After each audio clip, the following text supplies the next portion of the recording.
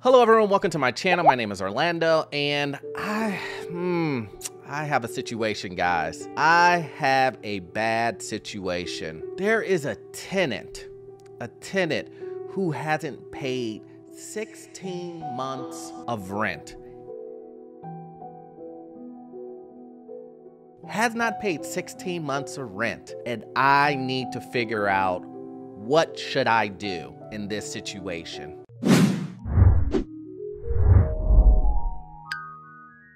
Now, let's talk about what the numbers are on that. So rent is $800 a month, and this tenant hasn't paid 16 months worth of rent. That equals out to $12,800. Not to include the 3 other tenants that have not paid rent in 3 months. Also at $800, which equals a grand total of $7,200. So if you add up all of the rent that is missing on this 8-unit property, it comes to $20,000.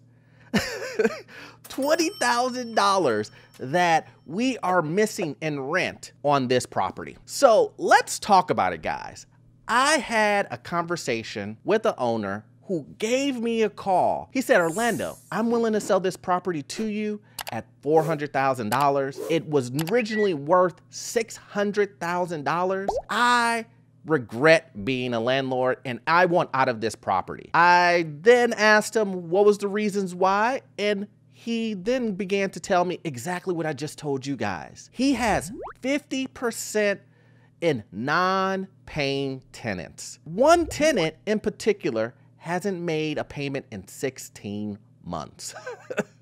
So now he's trying to say, Orlando, I want out. This can be a great deal if you want to put in the legwork to basically try to either get these tenants out or work out some arrangement with them where I'm willing to take the loss and give it to you. Now I thought to myself, do I want to take over a property that is 50% non-paying tenants? Even though he's selling the property at a discount, what will I get out of that deal? What will happen to me if I take over his issues? So then he told me this. He said, Orlando, I am actually working with the state to get back payments on rent. I asked him when he started the application. He said 8 months ago, and he still has not received 1 penny of rent from the state, even after he filled out the application. So I think to myself, if I take over the situation at hand,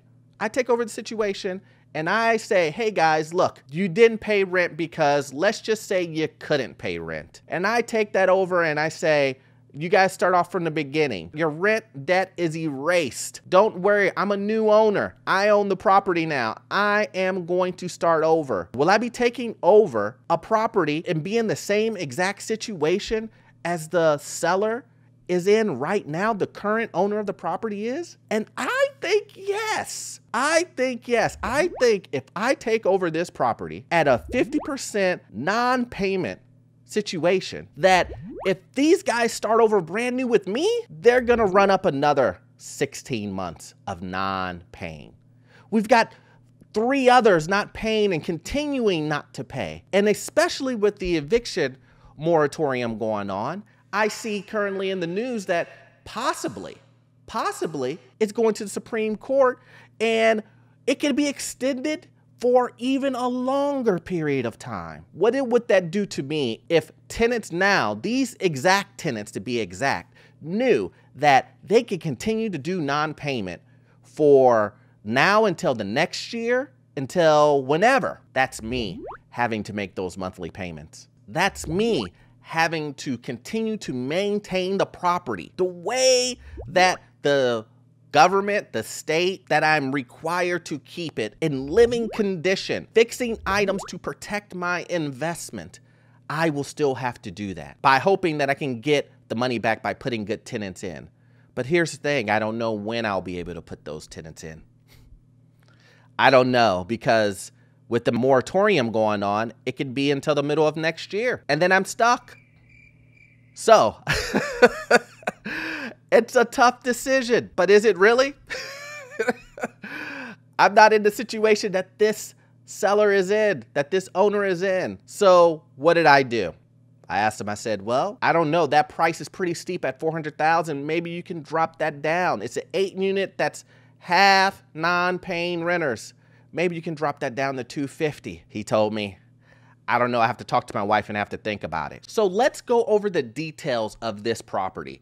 So this is an 8-unit property. It was built in 1996. Now, of the 8 units, as I said before, 4 tenants are not paying. So that is a 50% non-paying ratio. The other 4 tenants have paid, and they have basically a perfect paying history. You know, 1 or 2 of them from the documents that I received, you know, missed 1 or 2 payments over the last 5 years, but pretty much other than that, they have been perfect. Okay, so let's talk about the reason why the value is different. You guys have to remember that on residential properties, anything 1 to 4 units is considered residential, and valuation is done differently. So the valuation is done based on comps. You know, what did the house up the street sell for that is comparable to this unit? This is an 8-unit property, so that would put it in the commercial realm. Commercial properties are valued based off of their cash flow.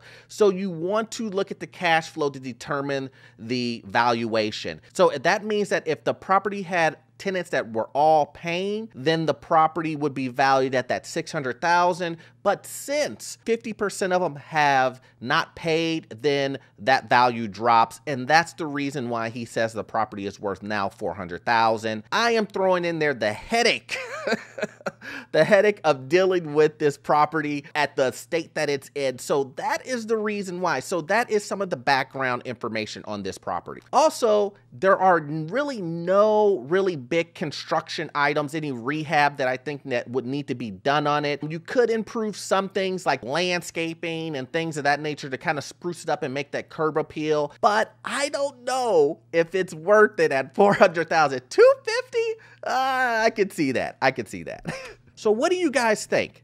I want your opinion on this. At $400,000, it was worth $600,000 16 months ago, but now it's only worth $400,000. That's what he wants to sell it to me right now at $400,000. But I told him I would buy it for $250. With what you know in real estate, or just using basic math, do you think it's worth it to buy the property at $400,000, or should I stick to my guns at $250,000 and try to get them down as much as I possibly can?